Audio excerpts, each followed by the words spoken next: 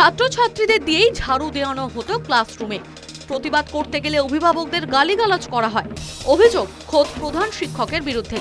ঘটনাটি ঘটেছে পুরুলিয়া জেলার অন্তর্গত বাঘমুন্ডি ব্লকের মাঠা নিম্ন বুনিয়াদী বিদ্যালয়। মাঠা গ্রাম এবং তার আশেপাশের গ্রাম মিলিয়ে মোট 103 জন ছাত্রছাত্রী ওই স্কুলে পড়াশোনা করে। তবে গত 2-3 দিন ধরে তাদের স্কুলে পাঠাচ্ছেন না অভিভাবকেরা।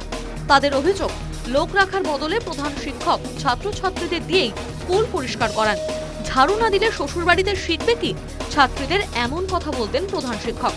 এই নিয়ে প্রতিবাদ করতে গেলে প্রধান শিক্ষক বাজে ব্যবহার করেন বলে অভিযোগ অভিভাবকদের।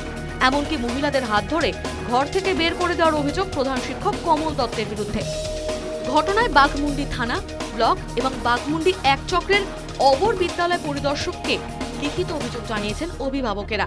প্রধান শিক্ষকের বদলি না হওয়া পর্যন্ত ছাত্রছাত্রীদের স্কুলে পাঠাবেন না, স্পষ্ট দাবি অভিভাবকদের।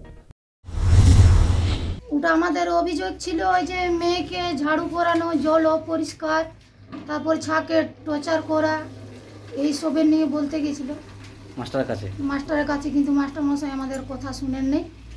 তাতে অনেক গুলিগালি গাল ঝামেলা বহুত কিছু হয়ে গেল। ওইখান থেকে গেট আউট, এইখান থেকে বেরাও, এইখানে ইডিয়েট ননসেন্স এরকম আমাকে গাল দিতেছিল।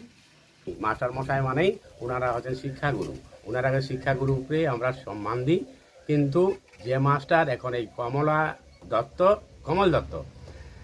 মহিলার তর্ক হওয়ার সময় মহিলাকে গায়ে হাত দেয় এবং যুবতী মহিলারাকে বলে যে ছুটির পরে তোমরা একা আসবে, আমার সাথে দেখা করবে, আমি কাঁটা কম্পাস এবং জ্যামিতি তোমরাকে দেব। সেগুলা কি স্কুলের ছাত্রী? সেগুলা স্কুলের ছাত্রী। যদিও এ সমস্ত অভিযোগ অস্বীকার করেছেন বিদ্যালয়ের প্রধান শিক্ষক কমল দত্ত। তৃণমূল দল করায় তার বিরুদ্ধে মাঠা গ্রাম পঞ্চায়েতের সদস্য মালতী সিং বাবু ষড়যন্ত্র করছে বলে অভিযোগ। স্কুলে ছাত্রছাত্রীরাই ঝাঁট দেই, কিন্তু ওই একজন ঝাড়ুদার রেখেছিলেন আমার যিনি আগের মাস্টারমশাই।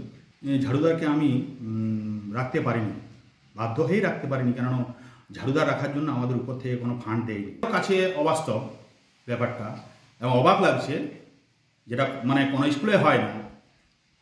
এর পিছনে কী ইয়া রয়েছে আমরা ঠিক জানতে পারছি না বা বুঝতে পারছি না। সেটাই আমরা অফিসিয়ালভাবে আমাদের সিস্টেম রয়েছে জানার জন্য, সেটা আমরা করেছি। আজকে তৃণমূল করি, আমার তৃণমূল করাটা অপরাধ। শিক্ষক শিক্ষিকারা নিয়মিত স্কুলে আসলেও নেই একটিও পড়ুয়া, ফলে ছাত্রছাত্রীদের পড়াশোনায় ব্যাঘাত ঘটছে। News time.